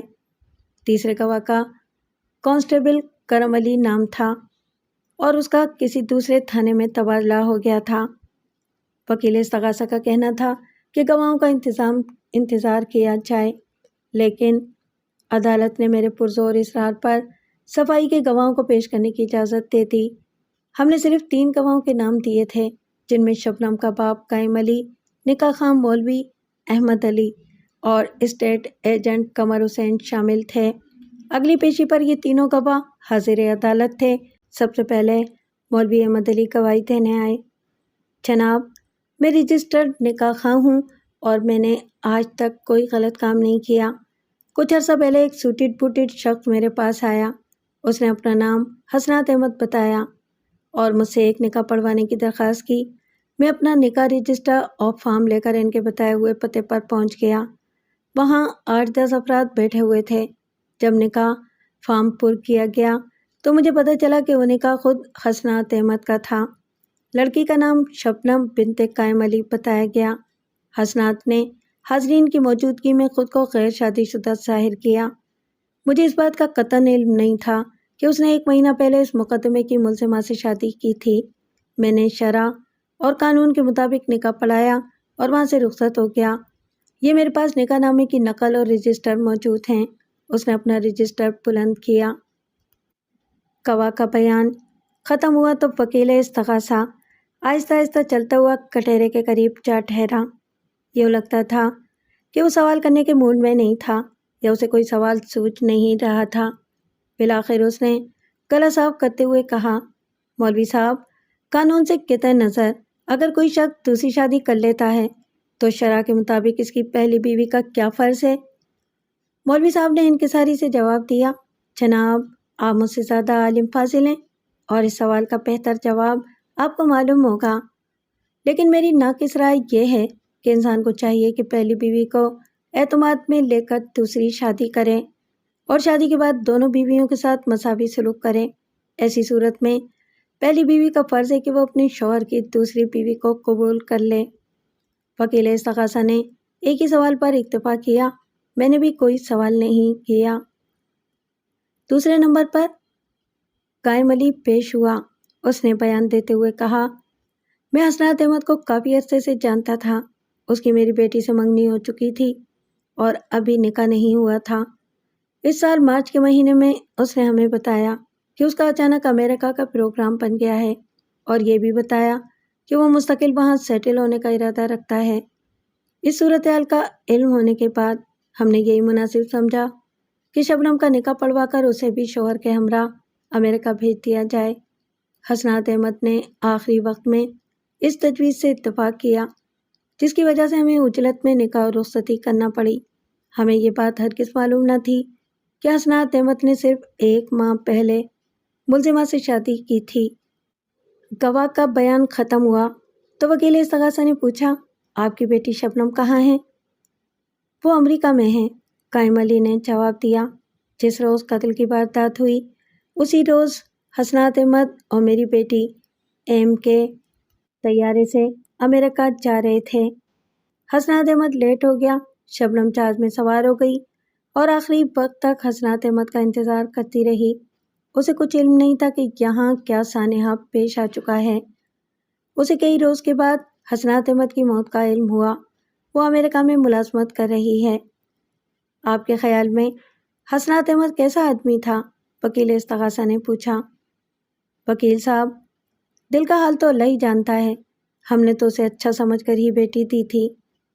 کیا آپ کے علم کے مطابق حسنات احمد نے کبھی فراڈ کیا ہے؟ نہیں جناب، میرے علم میں تو ایسی کوئی بات نہیں ہے۔ وکیل استغاثہ چند ادھر ادھر کے سوالات کے بعد اپنی سیٹ پر جا بیٹھا۔ میں نے گواہ سے کہا، قائم صاحب، مجھے معلوم ہوا ہے کہ حسنات احمد نے اپنی بیوی مسمہ عطیہ بیگم کے بنگلے کی فروخت سے حاصل ہونے والے 11 لاکھ روپے ناجائز شرائط سے امریکہ منتقل کر دیے تھے اور وہاں وہ کاروبار کرنا چاہتا تھا۔ کیا اس نے آپ کو اس بارے میں کچھ بتایا تھا؟ قائم علی نے تامل کرتے ہوئے جواب دیا، اس نے ہمیں صرف اتنا بتایا تھا کہ اسے ایک سودے سے بہت بڑی رقم حاصل ہوئی ہے اور وہ اس رقم سے امریکہ میں کاروبار کرنا چاہتا ہے، لیکن اس نے کوئی تفصیل نہیں بتائی تھی۔ میں نے ایک ہی سوال پر اکتفا کیا۔ صفائی کا تیسرا گواہ قمر حسین تھا۔ اس نے بیان دیتے ہوئے کہا، جناب، حسنات احمد سے میری کاروباری شناسائی تھی۔ کچھ عرصہ پہلے اس نے ہماری ایجنسی کے ذریعے ایک بنگلہ کرائے پر لیا اور مجھ سے کہا کہ وہ اپنی بیوی سے ایک چھوٹا سا مذاق کرنا چاہتا ہے جس میں اسے میرے تعاون کی ضرورت ہے۔ میں نے کہا، کوئی بات نہیں، میں حاضر ہوں۔ پھر میں جھوٹ موٹ کا مالک بن گیا اور اس کی بیوی کے سامنے اس کی ہاں میں ہاں ملاتا گیا۔ اس نے اپنی بیوی پر یہ ظاہر کیا کہ بنگلہ اس نے خرید لیا ہے۔ مجھے یہ بات ہرگز معلوم نہ تھی کہ وہ اپنی بیوی کے ساتھ فراڈ کر رہا ہے۔ وکیل استغاثہ نے پوچھا، قمر حسین، کیا حسنات احمد نے اپنی بیوی کے ساتھ واقعی مذاق کیا تھا یا فراڈ کیا تھا؟ میرا خیال ہے کہ اس نے فراڈ کیا تھا، قمر حسین نے کہا۔ یہ بات مجھے بعد میں لوگوں کی زبانی معلوم ہوئی تھی۔ آپ کے پاس کیا ثبوت ہے کہ اس نے اپنی بیوی کے ساتھ فراڈ کیا تھا؟ ثبوت تو کوئی نہیں ہے جناب، لیکن کہتے ہیں کہ زبان خلق کو نکارہ خدا سمجھو۔ کیا مقتول حسنات احمد نے اس سے پہلے بھی کبھی کسی کے ساتھ فراڈ کیا تھا؟ میرے علم میں تو ایسی کوئی بات نہیں ہے، میرا اس کے ساتھ اتنا قریبی تعلق نہیں تھا۔ وکیل استغاثہ خاصی الجھن محسوس کر رہا تھا کیونکہ مقدمے کی بنیادی حقیقت یعنی حسنات احمد کے قتل کے بارے میں کوئی اشتباہ نہیں تھا۔ ہم نے یہ موقف ہی اختیار نہیں کیا تھا کہ عطیہ بیگم واردات کی ذمہ دار نہیں تھی۔ میرا خیال ہے کہ وکیل استغاثہ میرا زاویہ دفاع سمجھ چکا تھا، مگر اسے توڑنے کی کوئی تدبیر اس کی سمجھ میں نہیں آ رہی تھی۔ حسنات احمد نے بنگلے کی خریداری کے جو جعلی کاغذات عطیہ بیگم کو دیے تھے ان کی مصدقہ نقول میں عدالت میں داخل کر چکا تھا اور فراڈ کا معاملہ بھی ایک ثابت شدہ حقیقت تھی۔ وکیل استغاثہ کی چراغ ختم ہوئی تو میں نے قمر حسین سے پوچھا، قمر حسین، جب آپ کو معلوم ہوا کہ حسنات احمد نے اپنی بیوی کے ساتھ 11 لاکھ روپے کا فراڈ کیا ہے اور ایک حسین لڑکی کے ساتھ شادی کر کے امریکہ فرار ہو رہا ہے، تو آپ کا کیا رد عمل تھا؟ سر، مجھے یہ بات سن کر نہ صرف دکھ بلکہ ندامت بھی ہوئی کیونکہ میں نادانستہ طور پر اس کا اعلی کار بن گیا تھا۔ اس لیے میں نے از خود اپنے آپ کو اس گواہی کے لیے پیش کیا۔ میری خواہش ہے کہ کسی طرح ملزمہ کو اس کی رقم واپس مل جائے۔ یہاں تک کارروائی مکمل ہو جانے کے بعد وکیل استغاثہ نے اصرار کیا کہ استغاثہ کے بقیہ گواہوں کے بیانات بھی ریکارڈ کیے جائیں۔ میں نے عدالت سے کہا کہ مجھے گواہوں کے بیانات پر کوئی اعتراض نہیں، مگر پہلی بات تو یہ کہ گواہ دستیاب نہیں ہیں اور دوم یہ کہ کوئی نئی بات سامنے آنے کی توقع نہیں ہے۔ وکیل استغاثہ فقط مقدمے کو طول دینا چاہتے ہیں جو انصاف کے تقاضوں کے منافی ہے۔ عدالت نے دونوں طرف کے دلائل سننے کے بعد 15 دن کی تاریخ دیتے ہوئے کہا کہ اگر اس تاریخ کو وکیل استغاثہ گواہوں کو حاضر کرنے میں کامیاب ہو گئے تو ان کے بیانات بھی ریکارڈ کر لیے جائیں گے، ورنہ مقدمے کی کارروائی آگے بڑھائی جائے گی۔ ایک بات کا ذکر کرنے کا مجھے خیال نہیں رہا، استغاثہ کے گواہوں کے بیانات والے دن گواہ حامد علی مرزا عدالت میں موجود تھے، لیکن کمی وقت کے سبب ان کا بیان ریکارڈ نہیں ہو سکا تھا۔ ان کا بیان اگلی پیشی پر ہوا تھا، بہت مختصر بیان تھا اور خنجر والے پوائنٹ پر ولی بھائی کے بیان کی تصدیق کرتا تھا۔ اگلی پیشی پر وکیل استغاثہ بقیہ گواہوں کو پیش کرنے میں ناکام رہا، لہذا عدالت نے 15 دن کی تاریخ دیتے ہوئے وکیل استغاثہ سے کہا کہ وہ دلائل کی تیاری کر کے آئیں۔ مجھے اس بات کا بہت افسوس تھا کہ میں باوجود کوشش کے عطیہ بیگم کی ضمانت نہیں کروا سکا تھا۔ اس کی ایک وجہ یہ بھی تھی کہ میں نے ضمانت کے حق میں وہ دلائل استعمال نہیں کیے تھے جو میں صفائی کے دلائل کے طور پر استعمال کرنا چاہتا تھا۔ اگر وکیل مخالف کو صفائی کے بنیادی دلائل کا علم ہو جائے تو اس کا توڑ کرنے کی کوشش کرتا ہے، اس لیے بہت سی باتوں کو شروع میں چھپا کر رکھنا پڑتا ہے۔ اگلی پیشی پر وکیل استغاثہ نے ملزمہ کے خلاف دلائل دیتے ہوئے کہا، جناب عالی، سارا کیس 224 کی طرح واضح ہے۔ میرے موکل کا قتل وقتی اشتعال کا نتیجہ نہیں تھا۔ ملزمہ گھر سے ہی فیصلہ کر کے نکلی تھی کہ وہ اپنے شوہر کو موقع ملتے ہی قتل کر دے گی۔ آلۂ قتل کے بارے میں بعض گواہوں نے جو بیانات دیے ہیں وہ جانبداری پر مبنی معلوم ہوتے ہیں۔ گواہ ولی بھائی، حامد علی مرزا اور عبدالغفار کی ہمدردیاں واضح طور پر ملزمہ کے ساتھ ہیں۔ یہ لوگ ملزمہ کے پڑوسی اور پرانے تعلق دار ہیں، اس لیے انہوں نے آلۂ قتل کے بارے میں دروگوئی سے کام لیا ہے۔ حسنات احمد گرفتار ہو چکا تھا، اس کے ہاتھوں میں ہتھکڑی لگ چکی تھی۔ یہ کہنا کہ وہ پولیس کو رشوت دے کر جہاز پر سوار ہو سکتا تھا ایک خیالی کہانی ہے۔ حقیقت یہ ہے کہ ملزمہ اپنے ارادے پر عمل کرنے کے لیے مناسب وقت کا انتظار کر رہی تھی۔ جب اس نے دیکھا کہ مقتول حسنات احمد ہتھکڑی لگنے کی وجہ سے بے بس ہو چکا ہے تو اس نے اپنے ارادہ قتل کو عملی جامہ پہنانا شروع کر دیا۔ اسے اچھی طرح علم تھا کہ جس خنجر کو وہ استعمال کر رہی تھی اس کے چند وار انسان کو ختم کر سکتے ہیں۔ جناب عالی، ان دلائل سے واضح ہوتا ہے کہ ملزمہ نے اپنے شوہر کو ہلاک کرنے کی نیت سے اس پر حملہ کیا تھا اور ایسے ہتھیار کا انتخاب کیا تھا جو یقینی ہلاکت کا باعث تھا۔ جس اشتعال طبع کا دفاع میں ذکر کیا گیا ہے وہ نہ تو شدید نوعیت کا تھا اور نہ ہی ناگہانی تھا۔ جیسا کہ گواہوں کے بیانات سے واضح ہے، ملزمہ کو سوچ بچار اور اپنے غصے پر قابو پانے کے لیے 3-4 گھنٹے میسر آ گئے تھے۔ یہ عرصہ ناگہانی اشتعال پر قابو پانے کے لیے کافی تھا، لیکن یہ واردات ناگہانی اشتعال کے باعث نہیں بلکہ سوچے سمجھے منصوبے کے تحت عمل میں آئی ہے۔ لہٰذا میں عدالت سے درخواست کرتا ہوں کہ انصاف کا تقاضا پورا کرنے کے لیے ملزمہ پر دفعہ 302 لگائی جائے اور اسے سزائے موت سنائی جائے تاکہ یہ سزا دوسروں کے لیے باعث عبرت ہو۔ وکیل استغاثہ کے دلائل خاصے طویل تھے، میں نے آپ کے سامنے خلاصہ پیش کر دیا ہے۔ اگلی پیشی پر جب میں دلائل دینے کے لیے کھڑا ہوا تو عدالت کا کمرہ افسانوی عدالت کی طرح نہ تو کھچاکھچ بھرا ہوا تھا اور نہ ہی دل دھرنے کا کوئی مسئلہ درپیش تھا۔ ویسے عدالت میں کچھ لوگ موجود تھے۔ میں نے دلائل کا آغاز کرتے ہوئے کہا، جناب عالی، جب کوئی شخص کسی کو دھوکہ دینا چاہتا ہے تو اپنے تمام طبعی جذبات کو ایک طرف کر دیتا ہے۔ وہ نہ تو کسی بات پر ناراض ہوتا ہے اور نہ ہی غصے کا اظہار کرتا ہے، خواہ غصے کی وجہ کتنی ہی جائز کیوں نہ ہو۔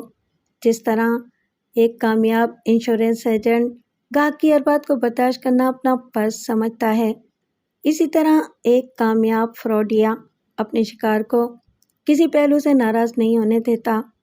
جناب عالی، حسنات احمد نے دھوکے کی نیت سے میری موکلہ سے شادی کی تھی اور یہ بات واقعات و شواہد کی روشنی میں بالکل واضح ہو چکی ہے۔ پہلا دھوکہ اس کے مد نظر یہ تھا کہ وہ اپنے MD کی ہدایت پر بہر صورت ملزمہ کا بنگلہ خریدنا چاہتا تھا۔ حسنات احمد کے MD SK آبدی کا وہ بیان جو انہوں نے پولیس کو دیا تھا ریکارڈ میں موجود ہے۔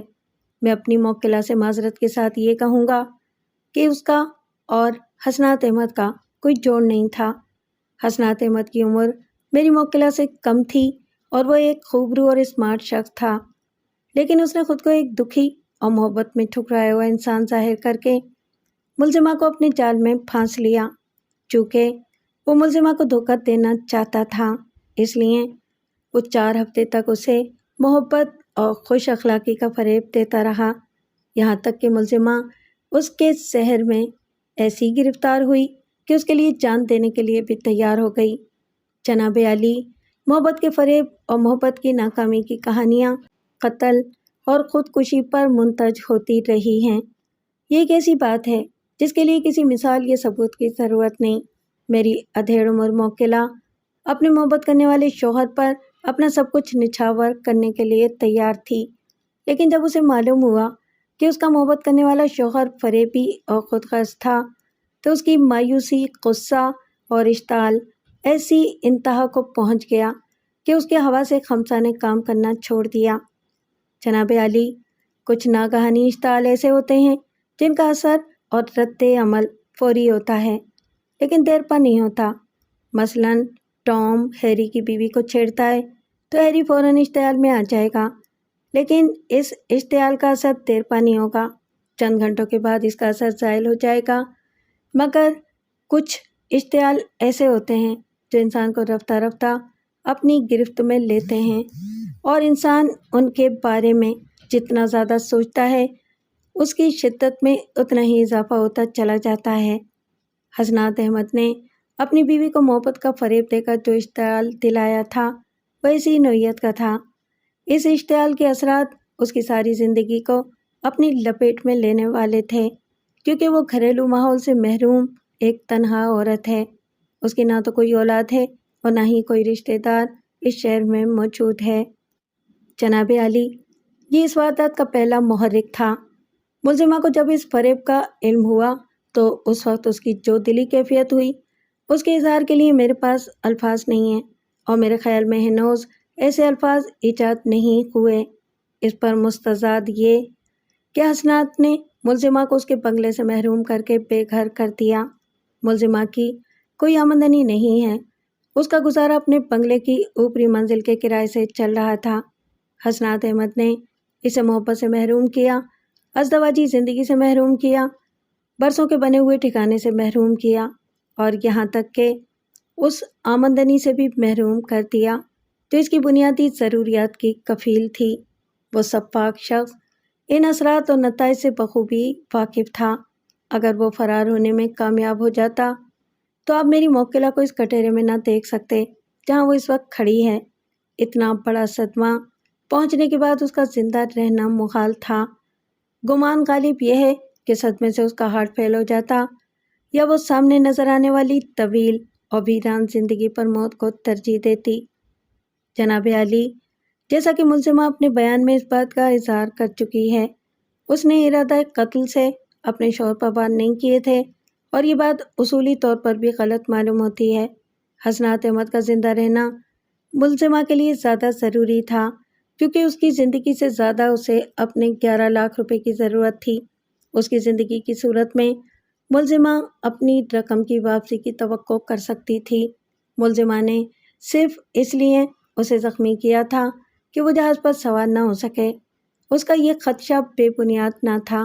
ملزم کے پاس اس وقت بھی اتنی رقم موجود تھی کہ وہ پولیس کو دے کر اپنی گلو خلاصی کرا سکتا تھا، اور یہ کوئی ناممکن بات نہیں ہے۔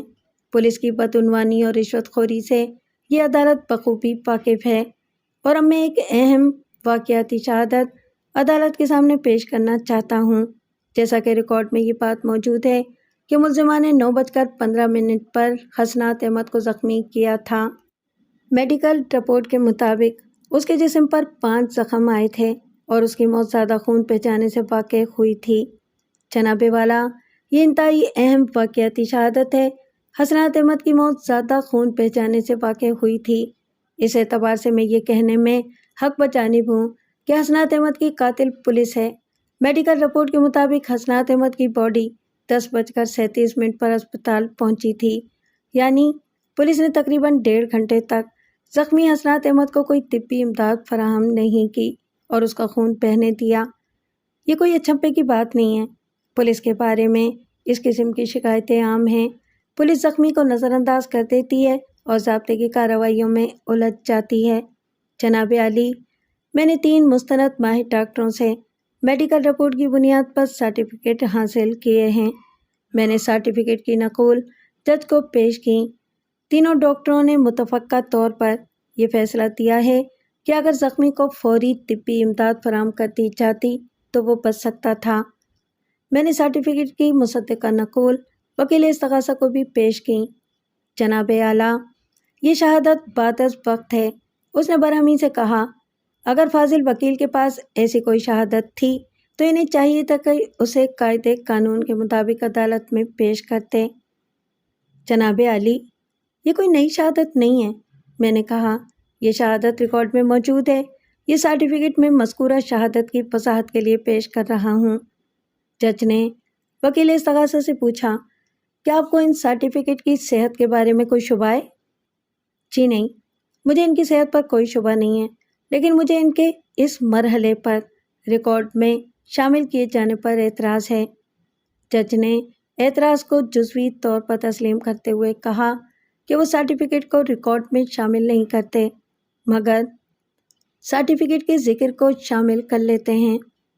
میں نے دلائل جاری رکھتے ہوئے کہا، جناب عالی، ان دلائل سے یہ بات واضح ہوتی ہے کہ ملزمہ کو انتہائی اور ناگہانی اشتعال دلایا گیا تھا۔ اس نے اس ناگہانی اشتعال کے زیر اثر جو کچھ کیا وہ اس کے اختیار میں نہیں تھا، نیز اس کی نیت قتل کرنے کی نہیں تھی۔ لہٰذا میں عدالت سے گزارش کرتا ہوں کہ ملزمہ کو تعزیرات پاکستان کی دفعہ 81 کے تحت باعزت بری کیا جائے، کیونکہ ملزمہ نے مالی نقصان سے بچنے کے لیے اور ناگہانی اشتعال تباہ کے باعث وہ فعل کیا تھا۔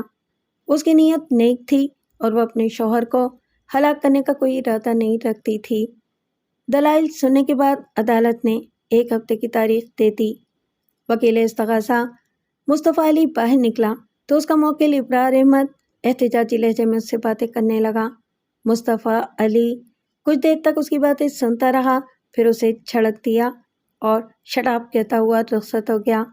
میں آگے بڑھا اور ہمدردانہ انداز میں ابرار احمد کے کندھے پر ہاتھ رکھتے ہوئے پوچھا، کتنی فیس کھا گیا؟ 50,000، اس نے کپکپاتی آواز میں جواب دیا۔ پورے 50,000، اور اس نے مقدمہ جیتنے کی گارنٹی دی تھی۔ میں تو قبر تک اس کا پیچھا نہیں چھوڑوں گا۔ میں نے ہلکی سی مسکراہٹ کے ساتھ کہا، ابھی تو مقدمے کا فیصلہ بھی نہیں ہوا۔ یہ احتجاج میری سمجھ میں نہیں آیا۔ وہ آنکھیں پھیلا کر مجھے گھورنے لگا، پھر ایک طویل توقف کے بعد بولا، بیگ صاحب، میں پہلی دفعہ عدالت میں نہیں آیا۔ آپ کے دلائل سننے کے بعد ایک احمق بھی فیصلے کا اندازہ لگا سکتا ہے۔ تعریف کا شکریہ، میں نے کہا، مگر یہ 50,000 روپے کچھ زیادہ معلوم ہوتے ہیں۔ 30,000 روپے فیس اور 20,000 روپے اوپر والے کے لیے۔ اوہ، اوپر والے کے لیے یعنی کرسی والے کے لیے؟ بیگ صاحب، پردہ پڑا رہنے دیں، اس نگری میں سب چلتا ہے، مجھے توہین عدالت سے دور ہی رکھیں۔ اگر آپ صحیح خطوط پر کام کرتے تو کچھ نہ کچھ رقم آپ کو مل ہی جاتی۔ بیگ صاحب، آپ نے تو گھاس ہی نہیں ڈالی، میں تو پہلے آپ ہی کے پاس آیا تھا، اب کیا فائدہ؟ اب بھی فائدہ ہو سکتا ہے، میں نے کہا، آپ ایسا کریں کہ اپنی نئی بھابھی شبنم کو امریکہ سے پاکستان لانے کی کوشش کریں۔ مجھے پتہ چلا ہے کہ آپ کی پہلی بھابھی یعنی عطیہ بیگم کے 11 لاکھ روپے شبنم کے پاس ہیں۔ اگر یہ حسینہ پاکستان آ جائے تو ہم اسے رقم نکلوانے کی کوشش کر سکتے ہیں۔ اب آپ مجھے مہرہ بنانے کی کوشش کر رہے ہیں۔ رقم حاصل ہونے کے بعد آپ مجھے ایک روح پرور لیکچر سنا کر رخصت کر دیں گے اور رقم عطیہ بیگم کے ہاتھ پر رکھ دیں گے اپنی فیس کھری کرنے کے بعد۔ 25%، میں نے کہا، روح پرور لیکچر کے علاوہ حاصل شدہ رقم کا 25% آپ کو ملے گا۔ مجھے امید ہے کہ ہم شبنم سے کچھ نہ کچھ نکال ہی لیں گے، پوری نہیں تو آدھی رقم یقیناً نکل ہی آئے گی۔ اس نے مجھ سے شبنم کے گھر کا پتہ لیا اور رخصت ہو گیا۔ اگلی پیشی پر عدالت میں خاصا رش تھا، چند اخباری نمائندے بھی نظر آ رہے تھے۔ جج کا تحریری فیصلہ 10 صفحات پر مشتمل تھا، لیکن زبانی فیصلہ چند جملوں میں ختم ہو گیا۔ اس نے کہا، واقعات اور شواہد کی روشنی میں عدالت اس نتیجے پر پہنچی ہے کہ ملزمہ عطیہ بیگم کا فعل ایک بڑے مالی نقصان سے بچنے کے لیے اور ناگہانی اشتعال کے نتیجے میں وقوع پذیر ہوا تھا۔ مقتول کی موت میں پولیس کی غفلت کا بھی بہت بڑا ہاتھ تھا، لہٰذا یہ عدالت ملزمہ عطیہ بیگم کو باعزت بری کرتی ہے۔ عدالت کا فیصلہ سنتے ہی عطیہ بیگم کی آنکھوں سے خوشی کے آنسو بہہ نکلے۔ ہم عدالت سے نکل کر اپنے دفتر جا پہنچے۔ عطیہ بیگم کے ہمراہ ولی بھائی اور بیگم مرزا بھی تھیں۔ عطیہ بیگم بار بار ولی بھائی کا شکریہ ادا کر رہی تھی۔ अरे बाबा, मेरा शुक्रिया काहे को अदा करती हो? वली भाई ने कहा। वो भी बहुत खुश थे। अल्लाह का शुक्रिया अदा करो या अपने बेग साहब का शुक्रिया अदा करो। वाह बेग साहब, आपने हमारा जी खुश कर दिया है। ये मेरा फ़र्ज़ था, मैंने कहा। और फिर अतिया बेगम से कहा, मैं शबनम से आपकी रकम निकलवाने का इरादा रखता हूँ। नहीं, उसने फैसलाकुन लहजे में कहा, जो मेरा था वो मेरे पास मौजूद है। मुझे अब किसी रकम की ज़रूरत नहीं है। ये सारी तकलीफ़ मैंने रकम ही की वजह से उठाई है। आप अपनी फ़ीस बताएं। फ़ीस सब अदा हो गई है, वली भाई जल्दी से बोले। वो तुम्हारे 50,000 नहीं पड़े हुए थे मेरे पास? मैंने उसमें से फ़ीस अदा कर दी है। बाकी हिसाब किताब घर चल कर करेंगे। वो हमारे घर की बात है। बेग साहब को अब काम करने दो। तुमने अभी तक अपना फ्लैट भी तो नहीं देखा। आओ चलें। अतिया बेगम ने आहिस्ता से नज़रें उठाकर वली भाई की तरफ देखा और जल्दी से आंखें नीची कर लीं। मैं समझ गया कि उसे इंसान शनासी आ गई थी।